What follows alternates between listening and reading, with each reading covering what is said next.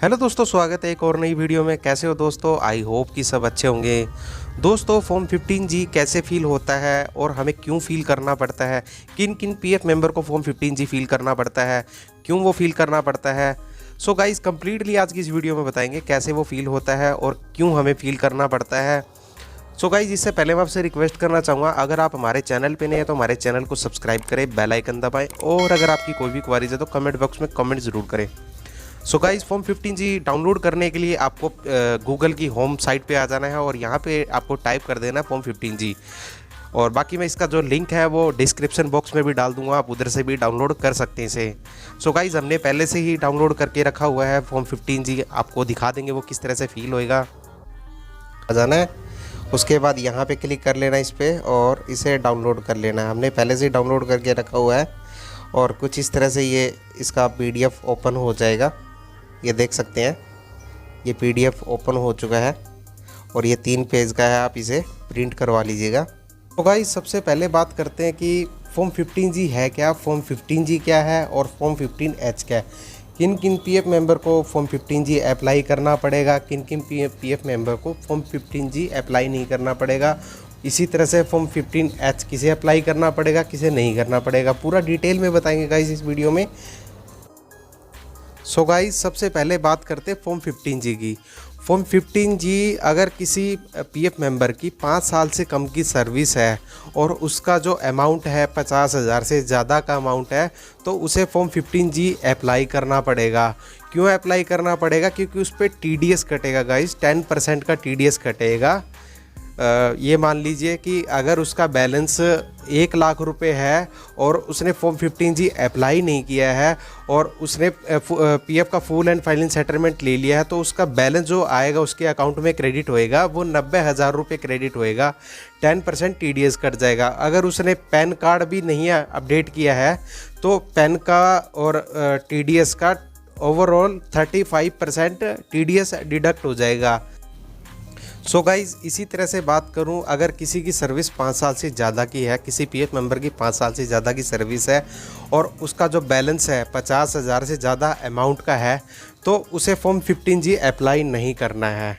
अगर किसी PF member की 5 साल से ज़्यादा की सर्विस है, उसने किसी भी कंपनी में काम किया, अलग अलग कंपनियों में काम किया, 5 साल से ज़्यादा की सर्विस है और उसका अमाउंट भी 50,000 से ऊपर का अमाउंट है तो उसे फॉर्म 15G अप्लाई नहीं करना पड़ेगा।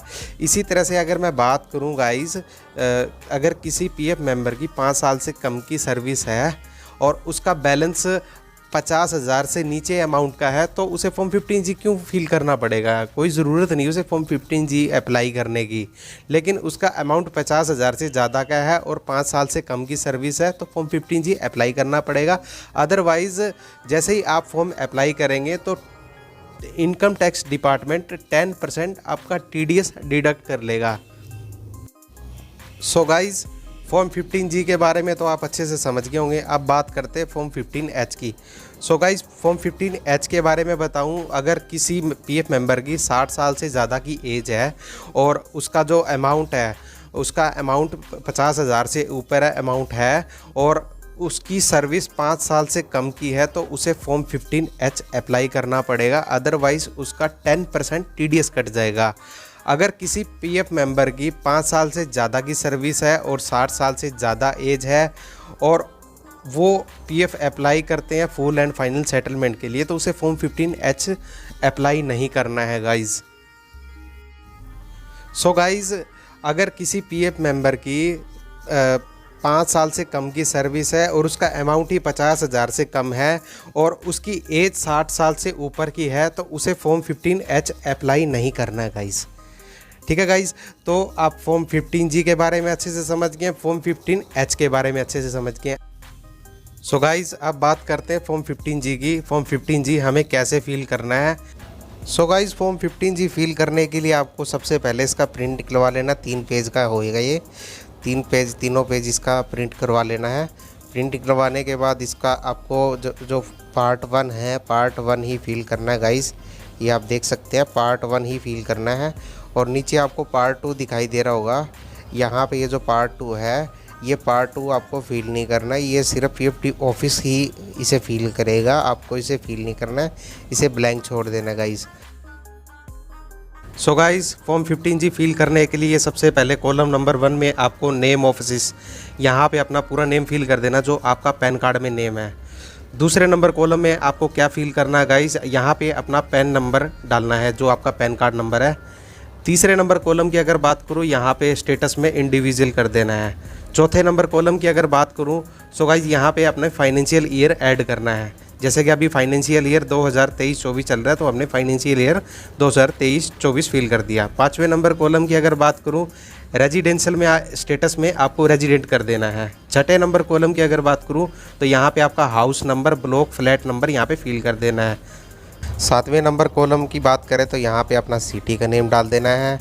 आठवें नंबर की बात करूँ तो यहाँ पे आपका जो स्ट्रीट है, मेन रोड है, वो आपको यहाँ पे स्ट्रीट डाल देना है।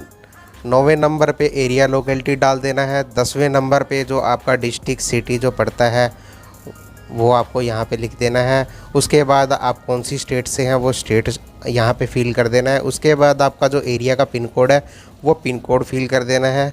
उसके बाद गाइज़ यहाँ पे आपका जो ईमेल आईडी है, आपको अपना ईमेल आईडी यहाँ पे फिल कर देना है। गाइज़ यहाँ पे स्पेस थोड़ा सा कम देखने को मिलेगा, छोटे छोटे अक्षरों में ही लिखना है और कैपिटल लेटर में लिखना है। उसके बाद गाइज़ 14वें नंबर कॉलम में यहाँ पे आपको अपना मोबाइल नंबर फिल कर देना है। सो गाइज़ 15वें नंबर कॉलम की अगर बात करूँ तो यहाँ पे पूछा जा रहा है कि आपने कोई इनकम टैक्स की फ़ाइल रिटर्न की है। अगर रिटर्न आपने फ़ाइल की है तो इसे यस मार्क कर देना है, अगर नहीं की है तो इसे नो कर देना है। अगर आप इसे यस मार्क करते हैं तो इसमें आपको ईयर बताना पड़ेगा कि कौन से ईयर में आपने इनकम टैक्स रिटर्न फाइल की थी। जैसे कि फाइनेंशियल ईयर जैसे कि चलता है अभी जो 2023 है, 2023-24 माना जाएगा। तो असिस्मेंट ईयर है वो उससे 1 साल आगे चलता है, यानी कि 2024-25। तो यहाँ पे हम फिल कर देंगे 2024-25। और अगर आपने फिल नहीं की है इनकम टैक्स की फ़ाइल तो इसे नो मार्क कर देना है। उसके बाद 16वें नंबर कॉलम की अगर बात करूँ तो इसमें आपको अपना estimated income for which this declaration is made, यहाँ पे आपको वो अमाउंट लिखना है जो आप विड्रॉल कर रहे हैं। जैसे कि आपका पासबुक पे मैं आपको दिखा देता हूँ। सो गाइज़ हम पासबुक पे आ गए हैं। यहाँ पे आप देख सकते हैं हमारा यहाँ पे एम्प्लॉय और एम्प्लॉयर शेयर है। यहाँ पे आप जो अमाउंट विड्रॉल कर रहे हैं पेंशन का नहीं, सिर्फ एम्प्लॉय और एम्प्लॉय शेयर यानी पीएफ बैलेंस का 50,000 से ज़्यादा अमाउंट है और 5 साल से कम की सर्विस है, तो आपको वो अमाउंट टोटल करके वो अमाउंट वहाँ पे एंटर करना पड़ेगा। गाइज़ क्लियर है यहाँ तक? उसके बाद गाइज़ मैं बात करूं 17वें नंबर कॉलम की, यहाँ पे estimated total income of the PY in which income mention in column 16 to be included. यहाँ पे आपको जो डालना है गाइस, सपोज कीजिए आपकी सैलरी 15,000 रुपये है, तो आपकी टोटल इनकम यहाँ पे लिखनी है। जैसे कि आपकी 15,000 रुपये सैलरी है और आप ये बैलेंस निकाल रहे हैं 60,000, और आपकी जो इनकम है साल की 1,80,000 रुपये होगी। ठीक है गाइज़, 1,80,000 रुपये आपकी इनकम होगी सालाना। तो यहाँ पे आपको 180 प्लस 60,000 तो 2,40,000 रुपये हमने डेमो तौर पे दिखाया। यहाँ पे डेमो तौर पे लिखा हुआ है आपकी जो इनकम हो और जो पीएफ बैलेंस विड्रॉल कर रहे हैं उसको टोटल करके यहाँ पे वो अमाउंट एंटर कर देना है। ठीक है गाइज़, यहाँ तक क्लियर? सो गाइज़ अब बात करूँ 18वें नंबर कॉलम की, तो यहाँ पे लिखा हुआ है details of form number 15G। यहाँ पे ये पूछा जा रहा है गाइज़ कि आपने फॉर्म 15G से पहले फिल किया है। अगर फिल किया है तो यस कर देना है, अगर नहीं किया है तो इसे नो कर देना है। और यस किया है तो आपको यहाँ पे टोटल फॉर्म बताना पड़ेगा कि आपने टोटल फॉर्म कितने फिल किए थे, यहाँ पे नंबर ऑफ फॉर्म लिख देना है। उसके बाद गाइज़ यहाँ पे aggregate amount of income which form 15G filled, तो यहाँ पे आपने कितना अमाउंट विड्रॉल किया था इससे पहले अगर आपने फॉर्म 15G अप्लाई किया था। सो गाइज़ वो अमाउंट यहाँ पे आपको एंटर कर देनी है जितनी रुपए का आपने विड्रॉल लिया था। अगर मैं 19वें नंबर कॉलम की बात करूं तो यहाँ पे आपको identification number and relevant investment account, यहाँ पे सबसे पहले आपको सीरियल नंबर में आपको 01 कर देना है। उसके बाद यहाँ पे आपका आइडेंटिफिकेशन के अंदर यहाँ पे आपका 12 डिजिट का UAN नंबर डाल देना है। उसके नीचे आपको यहाँ पे जिस भी मेंबर आईडी से आप विड्रॉल ले रहे हैं वही मेंबर आईडी यहाँ पे मेंशन कर देना है। उसके बाद बात करूँ नेचर ऑफ इनकम, यहाँ पे आपको EPF विड्रॉल कर देना है। उसके बाद guys section under which tax, यहाँ पे आपको सिंपली सेक्शन 192 ए कर देना है।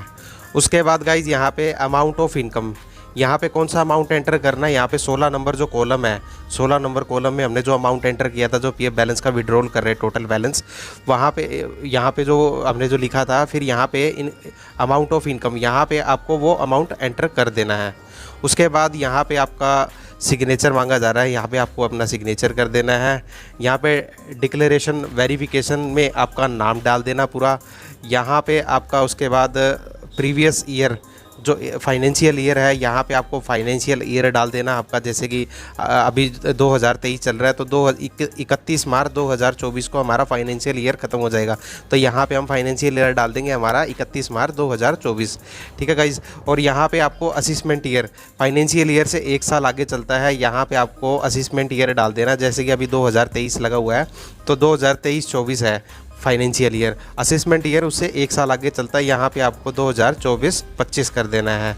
फिर से उसका आपको फाइनेंशियल ईयर के अंदर आपको ईयर ऑफ एंडिंग, यहाँ पे आपको 31 मार्च 2024 कर देना है। यहाँ पे असेसमेंट ईयर के अंदर 2024-25 कर देना है।